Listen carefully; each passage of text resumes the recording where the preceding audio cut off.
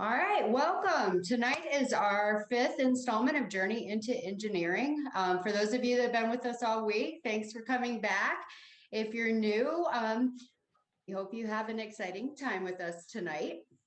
I am the first year advisor for College of Engineering. So if you do decide to join us for your college education, you will come see me for your first 30 credits to help you land on your feet and get enrolled in the right class and answer any questions you have. I do want to take just a moment to thank you guys that have been with us all week. You have been a great audience. You've had great questions.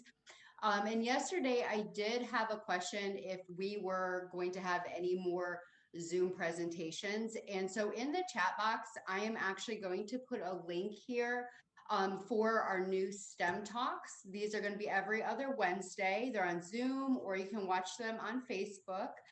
So if you're interested in continuing to learn more about STEM fields and the College or UAA, please feel free to tune in. Today, you're going to see multiple presentations by three of our most gracious mechanical engineering faculty members who I'm going to have introduce themselves in just a second. And then we will have some question and answer time at the end of this session. And before we get started, just some quick Zoom etiquette. If you've been with us all week, you kind of know the drill. If you're new, please keep your mic muted unless you're asking a question. Please feel free to ask questions, though. We want this as interactive as possible. If you're uncomfortable asking a question, you can type those into the chat box and we will relay those questions for you. And then feel free to keep your mic off, but you can also turn it on. Just be aware of what's going on around you. We just want to keep this as respectful as possible. All right, so I'm going to turn it over to our mechanical engineering faculty. Hello, everybody. Welcome to this Journey to Engineering events. My name is Jivon Pen. I'm a professor at the Mechanical Engineering Department. So today with me are two of my colleagues, Dr. Hailu and Dr. Srinivasan. I'm going to let them to introduce themselves. And so both of them are going to make a presentation, a video presentation on some of the experiments we do here. And then we can discuss with you guys. We are going to give you guys an introduction of our program. And then we can answer any of the questions you guys have. Okay, so Getu. Okay, thank you, Dr. Plank. My name is Getu Hailu. I am Associate Professor in the Department of Mechanical Engineering. I teach courses related to fluids and thermodynamics and machines associated with fluid flow. So what I'm going to do to show you is that how we determine a pump performance curve, which is a curve or a graph which tells us, the dependence of flow rate and pressure. So what we really want to get from a pump is good pressure so that we can have a flow. And also with that pressure, how much flow rate can we get, okay? So pumps are one of the most widely used equipment in the world. Okay, next to electric motors, pumps are widely used. So I'm going to give you one question before I start the video. My question will be, how many of you do think that you have a pump in your home? It could be in some of the appliances, or it could be maybe in some of the machines you have at home. So how many of you do you think that you have a pump at home? Just give me thumbs up in your Zoom window if you have one, if you think you have one.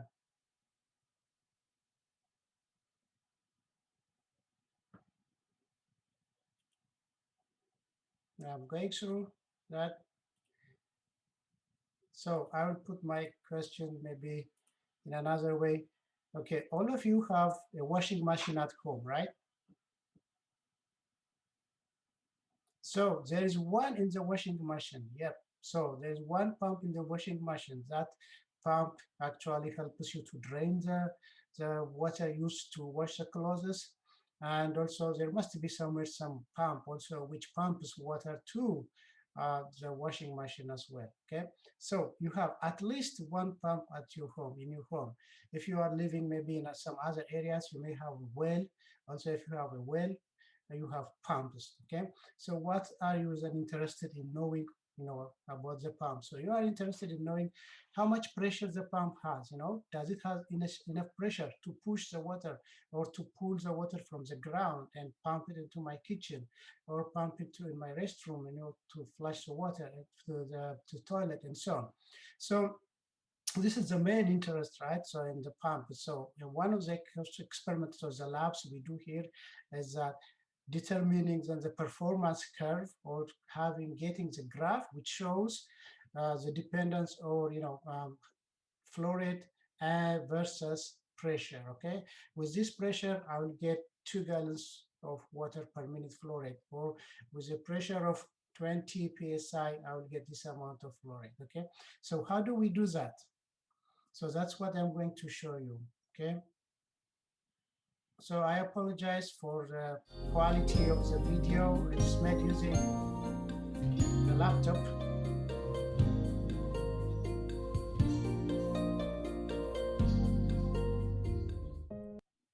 So this is the interface we see when we do the experiment. Okay, on the computer monitor, what you see is the controls.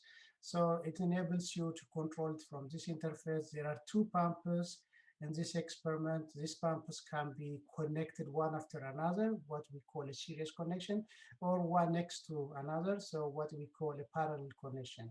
These black things you see are the pumps, and depending on how there are valves here around here, I will show you the experimental setup itself later.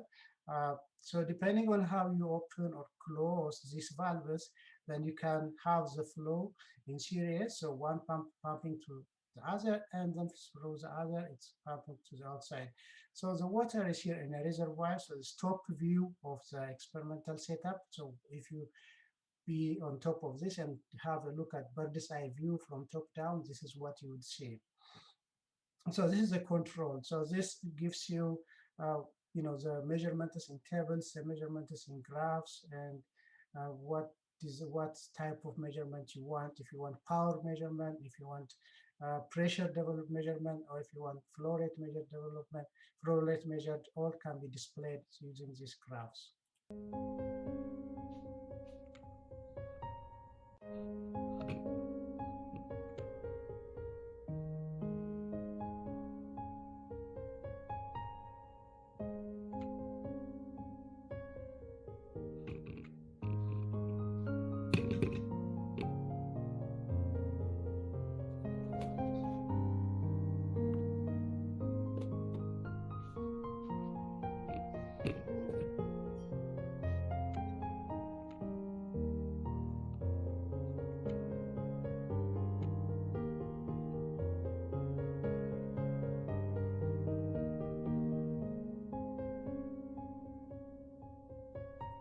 So now in this experiment, I selected a single pump operation. So I just click single pump, and then I can select here also the speed at which the pump is working. Okay, so there are rotating parts in the pump. So I can select what should be the speed. Okay, maybe like 1000 revolutions per minute or 500 revolutions per minute, depending on the speed, how that part rotates, then the flow rate and the pressure developed also varies.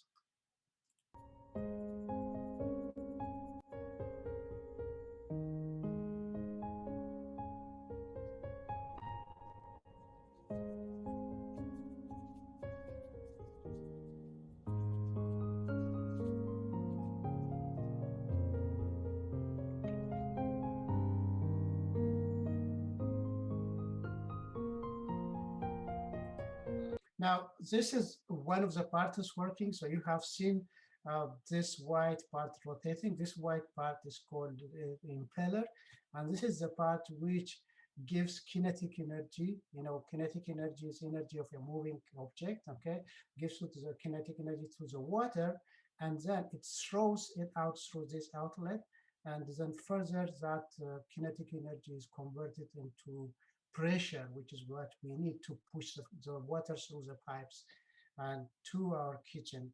So you see here different sensors installed. At this point, what you see is the pressure sensor. So to be able to find out what is the pressure.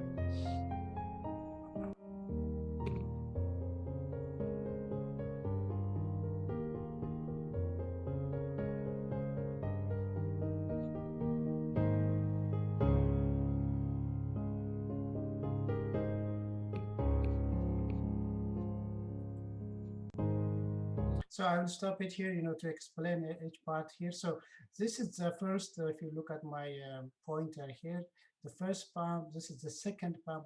Now, right now it's not working, so you don't see it rotating because I selected only one pump to work.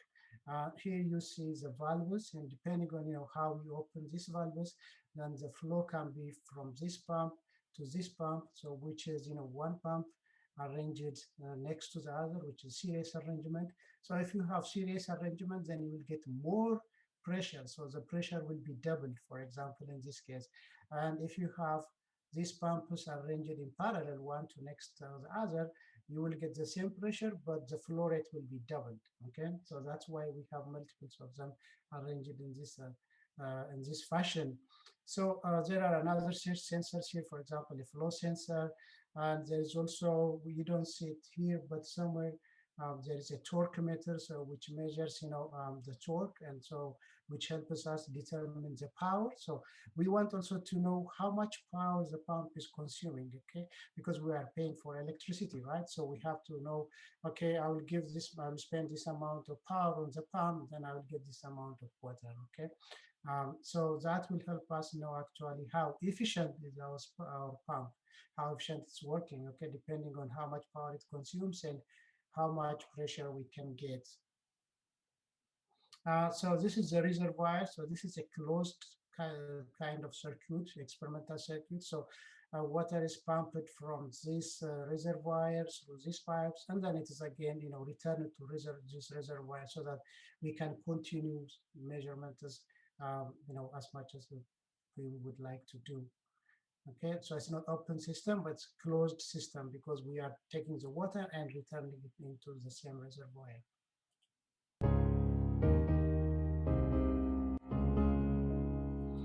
So finally, by measuring, the torque, by measuring pressures of the inlet and outlet, we will be able to find out, the dependence of flow rate on the pressure. So at the end, from that graph, what we get is that if the pump develops, for example, 10 psi pressure, 10 psig pressure, and this is the amount of flow rate. If the pump develops 20 psig or pound square inch gauge, so this is the flow rate, okay? So that's what we want to know. Another thing what we want to know is that how much power it consumes when it's delivering this amount of flow rate and this amount of pressure, okay? So that is what we get at the end of this experiment. And usually manufacturers are going to do that. So for each pump you buy, for each pump there is performance curve. Each single pump has its own performance curve, which means, as a buyer, when you buy a pump, you would know what pressure you can expect at a given flow rate, okay?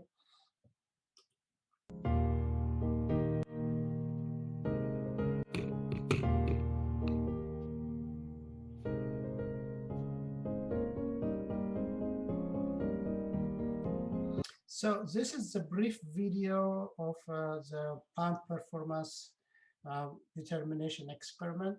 If you have any questions, please let me know. Thank you, Gaitu.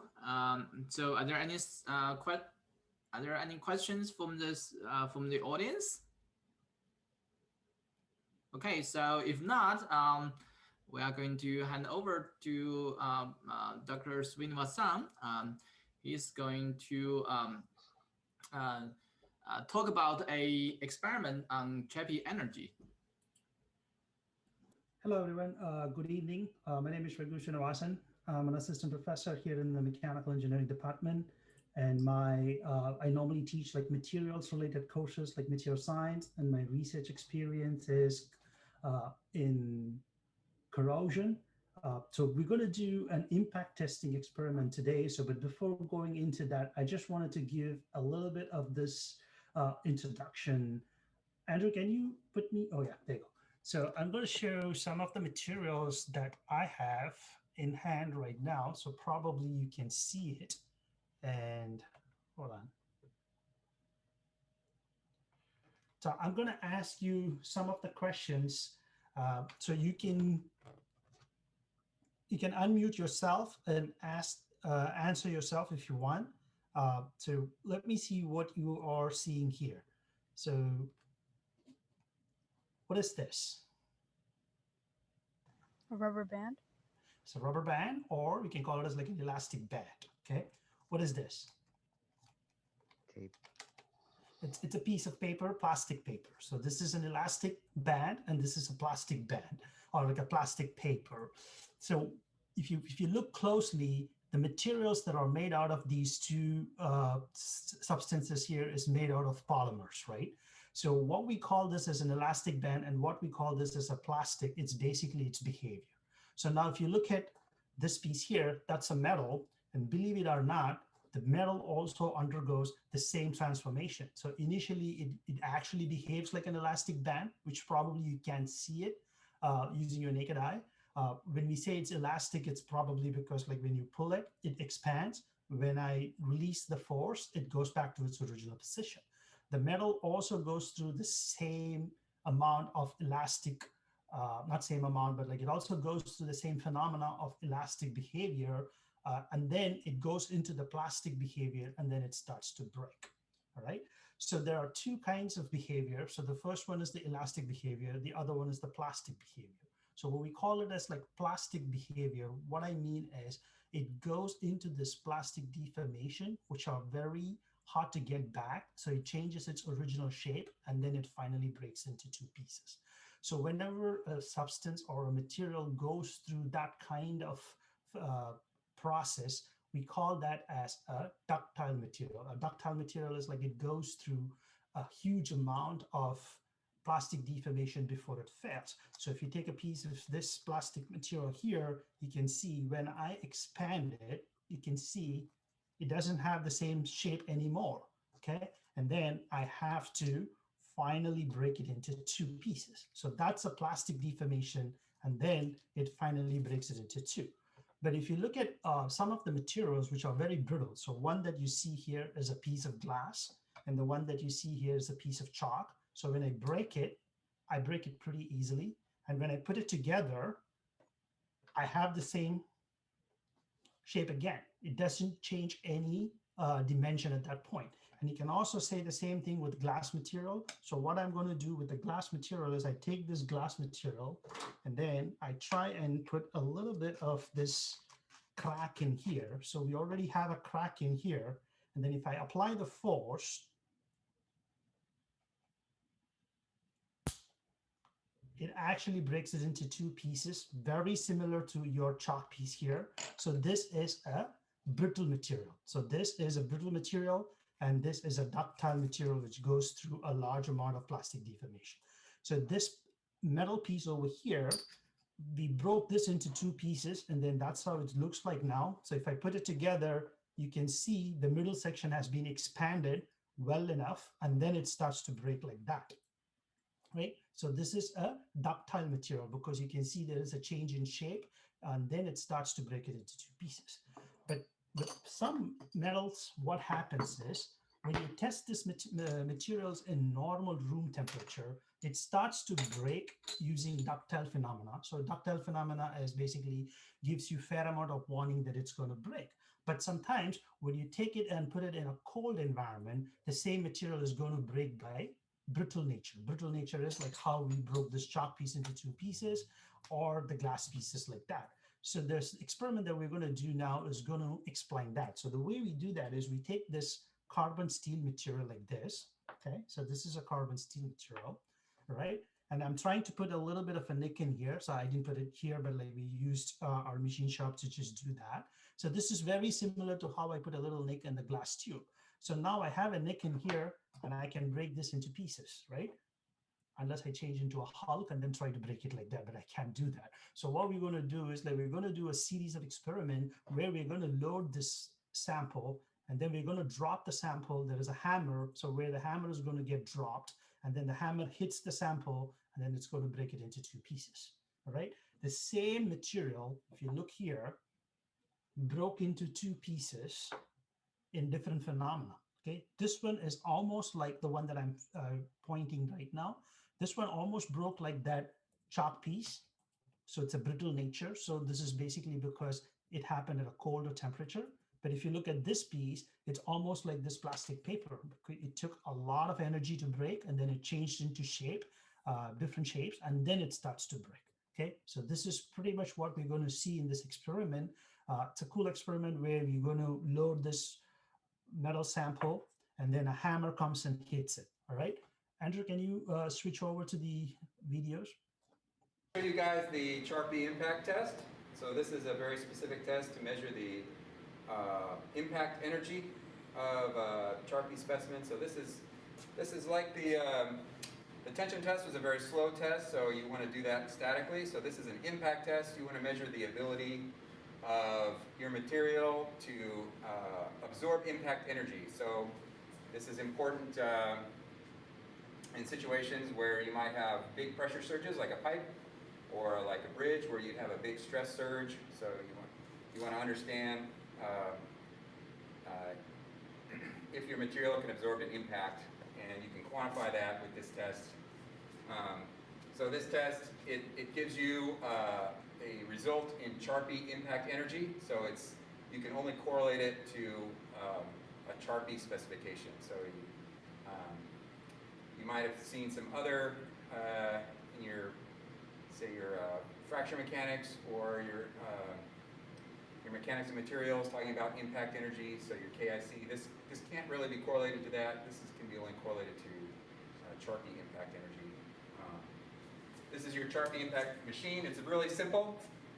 So basically it has a large swinging hammer, pendulum hammer, and we're going to set that up at a specific height.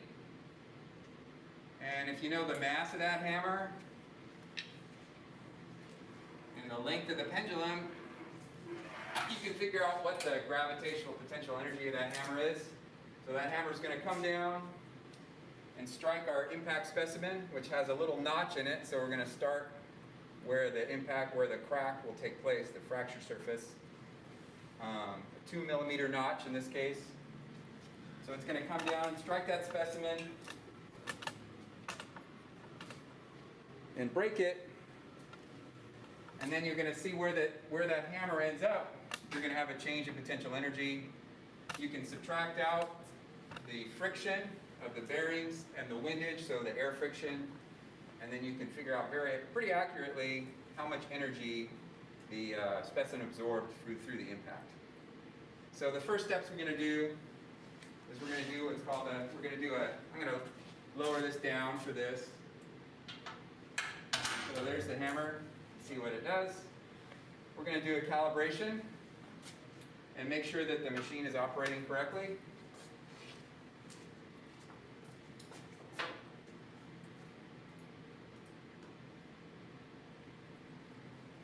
So I'm going to go do what's called a, can you see this over here? Yep.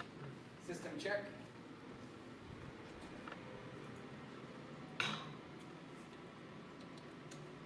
And if I was doing this for a certified test, I'd have to do this every time I did a test. So first thing it wants me to do is a visual inspection, which I've already done. So you're going to visually inspect the striker and the anvil. So that's inside the pendulum is the striker and the anvil where the specimen is placed. Look for any damage. So we're going to say that's completed. And then the first thing we're going to do is it's called the zero swing test. So we're going to let the pendulum drop without any specimen in there, and it's going to check and see that it's absorbed zero energy for that swing, since there's no specimen in there.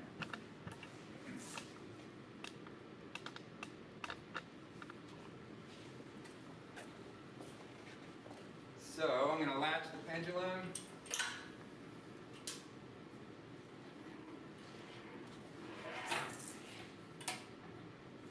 And I'm also going to tell a machine to check what the latch angle is. So the latch angle, where it's starting. And in this case, the latch angle is negative 136.944 degrees. I think you guys might need that.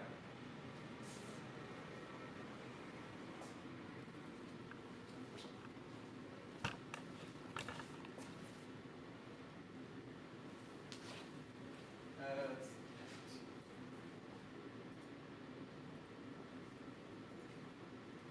start over because thought that.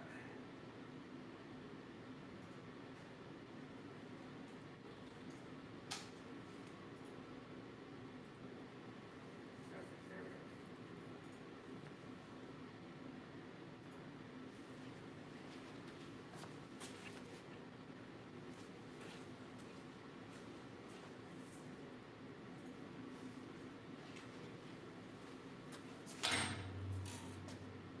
So, we're going to look on the dial so we can also read this manually. It should say 0, which it does. And over here, it has an encoder in there. It tells it where the position of that, where that hammer is. So it thinks that the swing energy is 0, so that's good. That's what we want.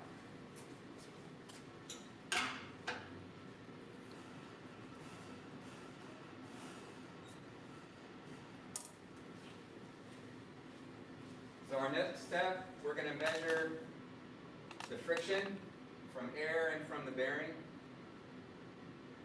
So called the windage and friction loss. So we're going to start by placing the hammer in the latch position.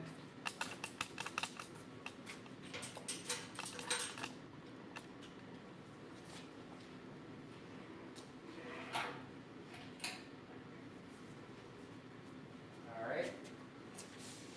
Call it it's latched. Start. Hit go.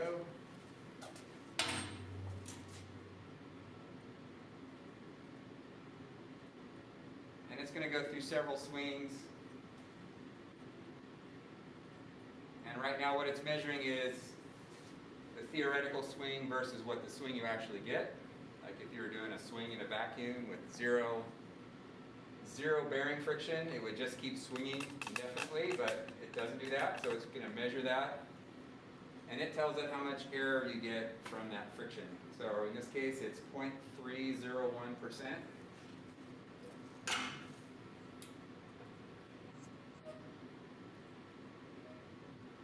Which comes out to an angle they call the friction angle, which is 0.504 degrees. All right, so we're all done. We're ready to do a test.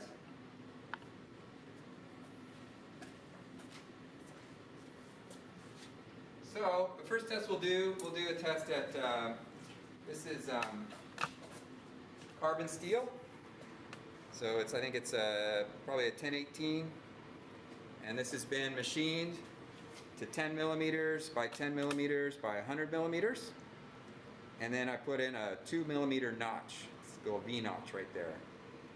And this has to be done, this is what the greatest source of error for these tests is if the notch is not the right size or if the specimen isn't the right size. But if you go into the standard, it gives you specifications for how far out these can be. So you want to measure that. So we'll get the tongs ready. And we'll get it latched. So you'll be getting a lot of data. So typically what you'll do is you're going to be doing this for a lot of different temperatures, and you're going to calculate what's called the Charpy transition temperature. So what that is that's the temperature where the material has changed from ductile behavior to a brittle behavior in impact.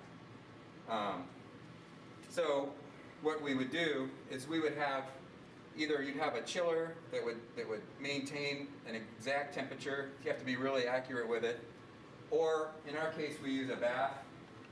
So for room temperature, we're just using the bath of the air. And then I have another bath set up right here to do colder one. So in this case, our bath is going to be, should be around -70 and some odd Celsius. We're using a bath of dry ice and ethanol. So we're getting about -74. If this was a real test, we'd have to get it, probably hit an exact temperature, or we'd have to measure it very precisely, get a range of temperatures so you can get a lot of data to get that transition temperature. So we'll do the room temperature first, and in the meantime, I will cool down another specimen to that low temperature. And these are what's called Charpy Tongs, so centering tongs. And you can see they have a little groove there that hits that notch and allows me to hold that specimen. And what I'm trying to do is center the specimen exactly in the middle, so that notch is right in the center of the anvil when I put that on there.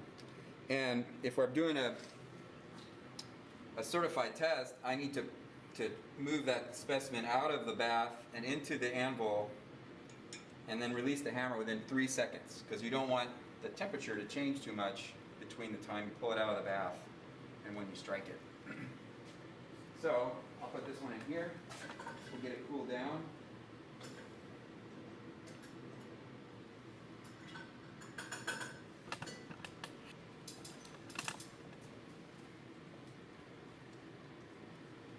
And we'll just stick this one in here. We have all the time in the world for this one because everything is at room temperature. So that one's ready to go.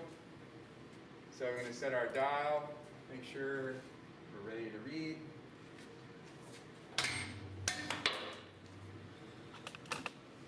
And if you look on our dial, we get an energy of about, it looks like 61-ish. Or wait, oh, sorry. Oh, sorry, I'm reading the wrong dial. So 83 joules. So I was reading in foot-pounds. So 83.1 joules,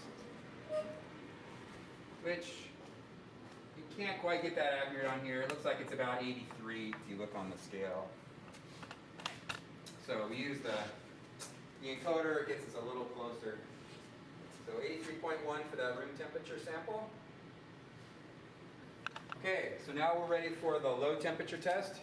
See, we've got our thermocouple. It's telling us it's about 74.3 degrees Celsius, and it's been sitting there for a little while, so it's stabilized pretty well at that temperature.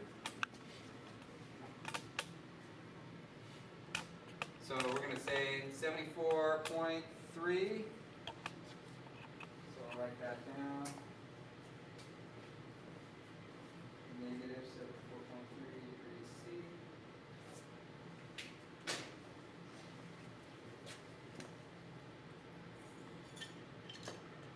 So we'll take that out. And I'm going to try to do this as quick as possible. But I'm a little rusty, so.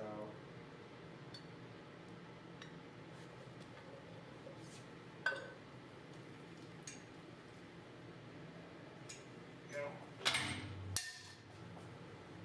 All right, so 3.92, a lot less energy than our room temperature specimen, right?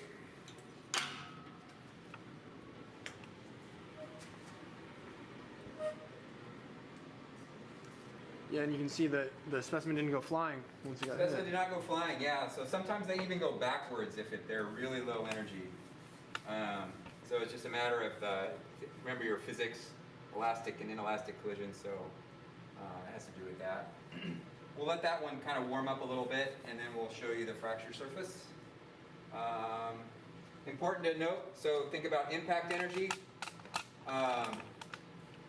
So this isn't a test of the strength of the material. So I could test these two materials in the tension testing machine that you guys saw, and the strength would still be probably pretty close to the same as far as the yield strength and the, depending on how fast we tested it. But with this impact test, you're you're really seeing the difference between lowering that temperature, making it more brittle. So that's the difference. The higher temperature specimen, so this one we're going to do at close to 100 C, trying to get water boiling here. So it's about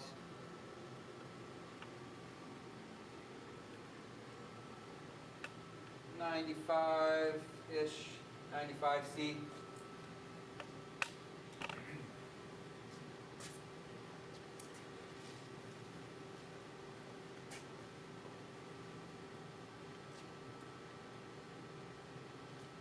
And we'll see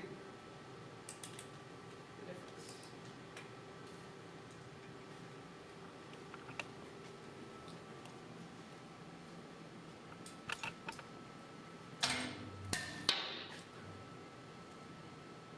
Okay, 100.33 joules.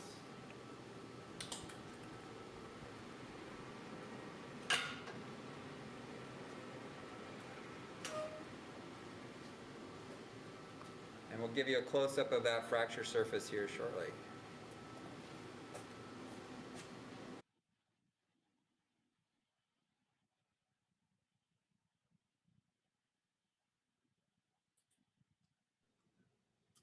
All right.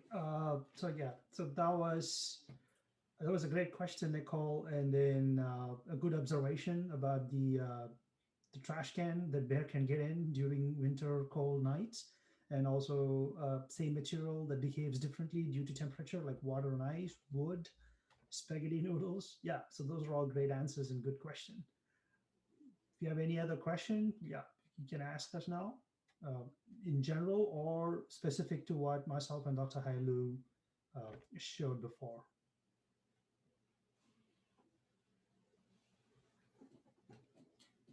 Thank you, Raghu.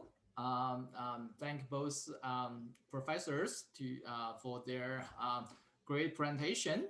So, so next, I'm going to briefly introduce our program to give you guys some information about the mechanical engineering program.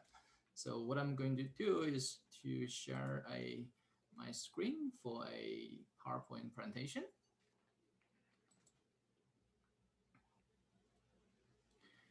All right, so since you are here, basically, we believe that you have some interest in the mechanical engineering department at UAA. So, so why is a mechanical engineering program at UAA? So apparently, when you go to college, you are paying tuition, and so you want to select a quality program, and you also want to return on your investment. Okay, so so a number of facts. So the Bachelor of Science in Mechanical Engineering program at UAA has been the largest engineering program in the state of Alaska. So that includes both UAA and UAF. So as you can see that the reason our programs, one of the reasons that our program is so large with students is that it represents a strong demand for our students, for our graduates. Okay, so as we were saying a little bit, so the mechanical engineering discipline is an essential part, okay, of a lot of industries in Alaska, and so our program here basically is also an essential part of the workforce development in the state of Alaska. And I also believe that we have a very high quality program here. So basically that's reflected in a few facts here. So we have a team of well-qualified faculty members here. So we have 8 full-time faculty members here. All of our courses are taught by faculty members, by tenured or tenure-track faculty members. We generally do not use adjunct faculty members to teach our courses. Okay, and also because we are located here in Anchorage, so I mean, it's very convenient for our students to build networking opportunities with local firms. So either through the internship opportunity or through the introduction of our faculty members. So our faculty members also have very strong collaborative relationship with many of the firms in town. So basically, either through their research or through their personal connections, so they can help our they can help to place our graduates into the internship program in those companies and also permanent employments. So our faculty members also have very high quality research programs. So some of our students, they are more interested in, like, say, research program, research activities, rather than going to do a internship.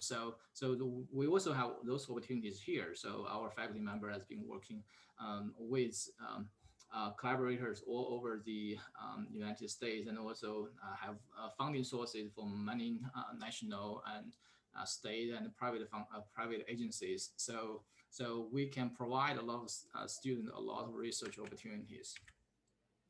So in terms of the future job and employment opportunities, as I mentioned, we support a lot of industries such as oil and gas, transportation and facilities, aerospace, which is a very new discipline in the state of Alaska, okay, and heating, ventilation, air conditioning, HVAC. As I mentioned earlier, that students have plenty of internship opportunities, and it's convenient. They can take courses at the same time doing a internship throughout the year, not just for the summer internship. So that would make it more appealing to the employers. Okay. And after graduation, the majority of our graduates of our students continue to work here in the state of Alaska. So, and as an alumni, they also help our program to continue and strengthen the relationship with the industry. So basically, the alumni, they also help us to basically help the future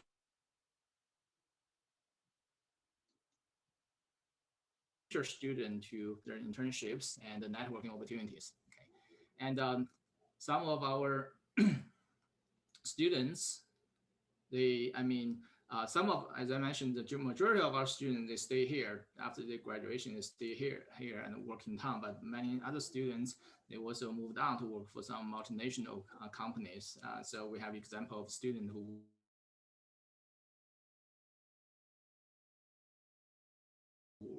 SpaceX and Nordstrom Grumman. So just a few examples.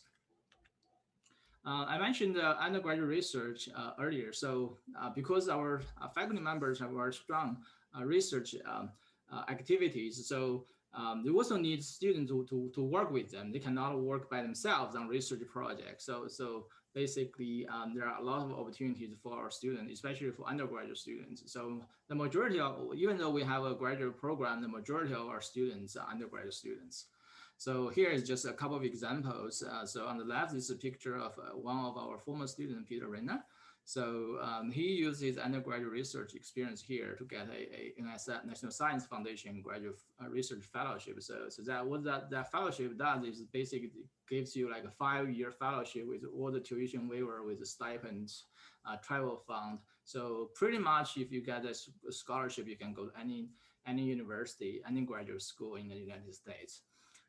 So on the right hand side, this is a picture of Dr. Srinivasan and some of his undergraduate research team. So you can see, so between them, this is a corrosion test rack. So this design here won the National Association of Corrosion Engineers International 2019 Corrosion Innovation of the Year Award. So basically, you can the students who work on the project with the faculty members, they got a recognition together with the faculty members, and also some of our students they co-author journal papers, scientific journal papers with our faculty members. So they got a recognition. They can put those recognition on their resume. So basically, to help them advance their career.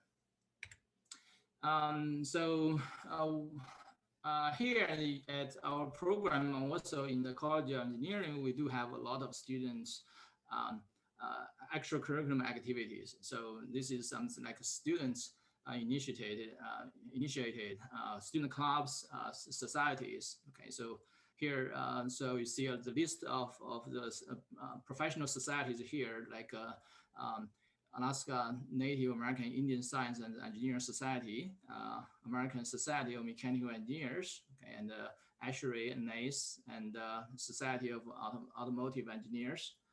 So those are national or some international professional activities. So we have local chapter students can participate in their activities and build networks.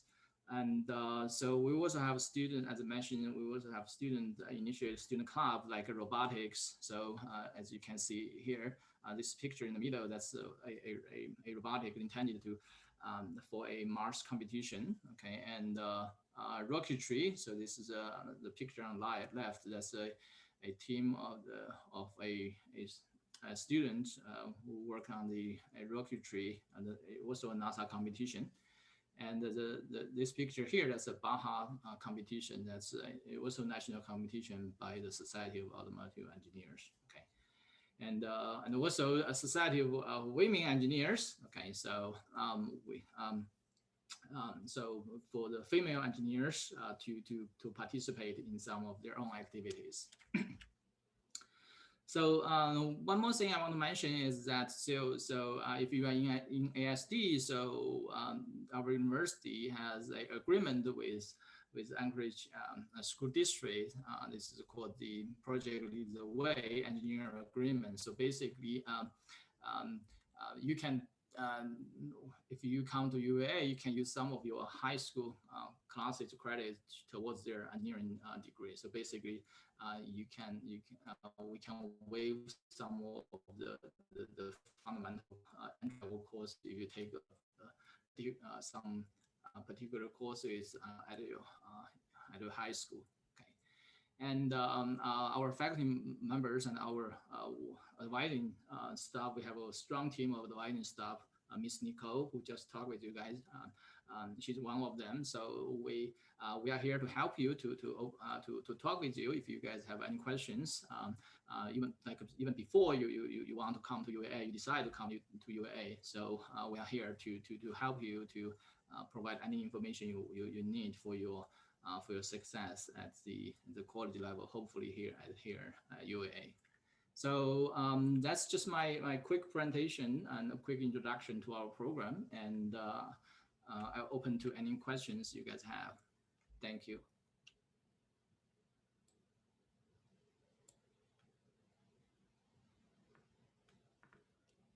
If you want to, feel free to unmute. We're here to answer any questions you have. Please don't be shy. Also, in the chat box, I did post the link for the Project Lead the Way. It goes over the articulation agreement, and there's also a scholarship application on there as well. Is anybody graduating this year that's participating?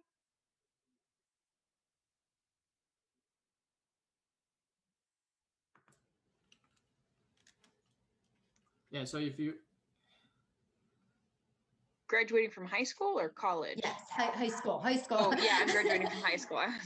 Okay, so if you've taken part in any Project Lead the Way, I would highly recommend looking over that. Not only can it save you a little bit of time and money getting credit for classes that you have the education background for, but also the scholarship. I cannot stress that enough. Apply for as many scholarships as you qualify for. I also want to mention that Miss Nicole is the person. If you decide to come to UAA to the College of Engineering, Miss Nicole is the person you talk to when you are a freshman in college. So she's going to guide you guys through the course selections and all those scholarship, all those things. Okay. I also want to add that in our program, in our department, the mechanical engineering department, in addition to the bachelor's degree, we also have a Master of Science program. So if you come here if you were to come here and then you finish your bachelor's degree and you want to study more and get a master degree, you can also do so. We also have a combined fast track program, which basically you can waive a few courses for you if you do both. So that's some additional information. Again, so feel free to unmute yourself and ask any questions regarding to our program or regarding UAA in general.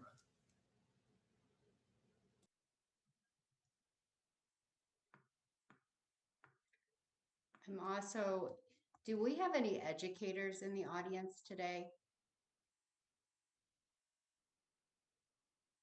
Any teachers or guidance counselors? No? Okay. All right, I did also, I'm going to give you guys a few moments if you want to copy the links for the project Lead the Way. And then I've also reposted the STEM Talk links. Those are live on Zoom every other Wednesday with a variety of topics, all concerning STEM. The upcoming one next week is dealing with COVID-19 and the genetic mapping of that and whatnot. So if it's of interest to you, please keep that on your schedule. They're going to be posting the topics of upcoming ones soon.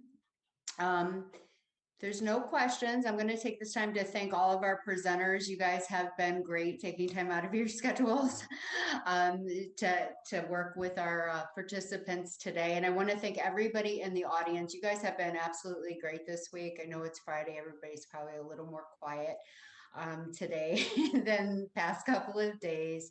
But if you have any questions, please feel free to contact us. We're happy to answer your questions by email or by phone. Even though we're working remotely, we are still here and just as responsive as if we were in person.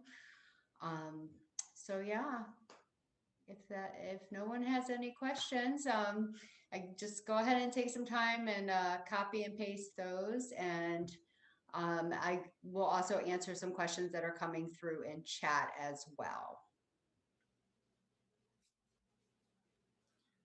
Okay, yeah, I also want to thank all the participants today. So we really appreciate you delve into the meeting and listen to our presentations and our introduction to our program. So yeah, so as Ms. Nicole was saying, that if you guys have any questions, please feel free to contact us. I have a question. Oh, go ahead. So for Project Lead the Way, should it be my concern if I am like in freshman year? Yes. If you're in your freshman year of high school, you're definitely going to want to work with your guidance counselor to pick the Project Lead the Way courses, because there is sequencing that you have to complete a set math requirement and set Project Lead the Way classes to gain credit for a specific class. So if you know you're looking into mechanical engineering or civil engineering or computer science, you're going to want to make sure, and you can work with me too. I can tell you, well, not your guidance counselor, but I can tell you which course sequencing you would need for the specific credit. So that way you can sign up for the correct classes and make sure you're completing the math requirement. They don't have to be in the same semester, but you know, you do have to complete, let's say, Algebra 2. And then a specific Project Lead the Way sequence for a specific credit. Does that answer your question? Yeah, thank you. So many of our students, you know, that do Project Lead the Way, they start out freshman, sophomore year completing the different Project Lead the Way courses and whatnot. So it's not something you want to wait until your senior year to start on. You take advantage of it now, because not only are you getting credit for your high school curriculum, you're gaining potential college credit.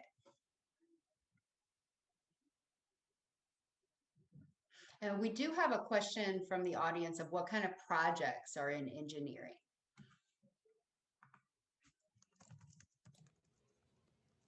So, if you mean research projects, basically it really depends on the expertise of faculty members. Raghu and Gatu, you guys want to talk about some of the research projects you guys are doing? Sure. Most of my research projects are based on corrosion, and I got projects from different funding sources, which ranges from NASA to some ConocoPhillips endowment awards and all those things. So it really depends on what is the funding sources are. But like I always try to incorporate undergraduate component into the research project. So the undergraduate students are getting those experiences. So it's not just like for graduate students. Yeah, my research projects are mostly in the areas of energy and thermofluids. I work in the areas of, for example, thermal storage is how you can store heat for a later use, like you store heat in summer and use it in winter. Also, air quality, indoor air quality, and another project is on drill cutting is in the when you have oil wells and then you cut mud and it's contaminated with oil, and then how you can clean that. Drill cutting is with just mud mixed with oil, and then remove the contaminants so that when you again put them back to the environment, they are not harmful. Also working in the area of ventilation, air motion, which is useful for keeping indoor air quality in restaurants and buildings and living places and things like that. I have many undergraduate students, more than about 20 or 25 students involved in research. So like through capstone project or just as a research assistant during summer. So there are lots of opportunities to get involved in research. So how do you find out about the different research projects that are happening? Do you talk to the like advisors or? Yeah, usually we have a profile on our website. It's not really updated, like frequently, but you get an idea of what we do depending on what we teach. Usually we do research in the areas related to courses we teach. Yes, to answer your question shortly, yes, you have to look at the research profile and ask each individual faculty, depending on what is your interest.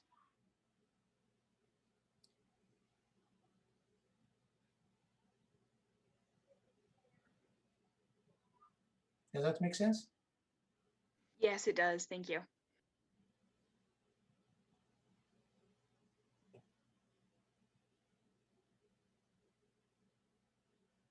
Another way, sometimes we ourselves approach students. So we, I do that when I see a student is, have some interest in research or I think that they can do some help me, then I approach students actually, send them email and ask them if you are interested in joining my group or something like that. And then they say yes or no.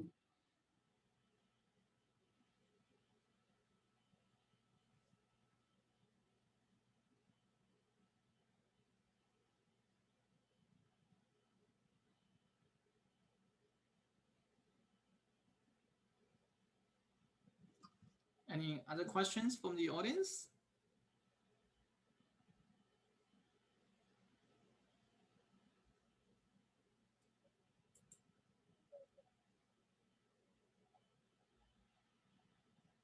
No other questions? I know I have a few in chat.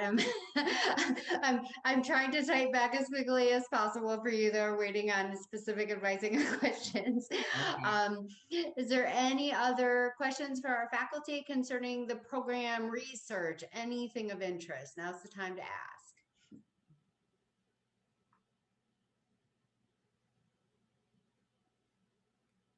Okay, so if there's no more questions from the audience, so again, I want to thank all of you guys for participating. And thank you, Nico. Thank you, Andy, for hosting this. And Raghu and Gadu, thank you for showing the presentations.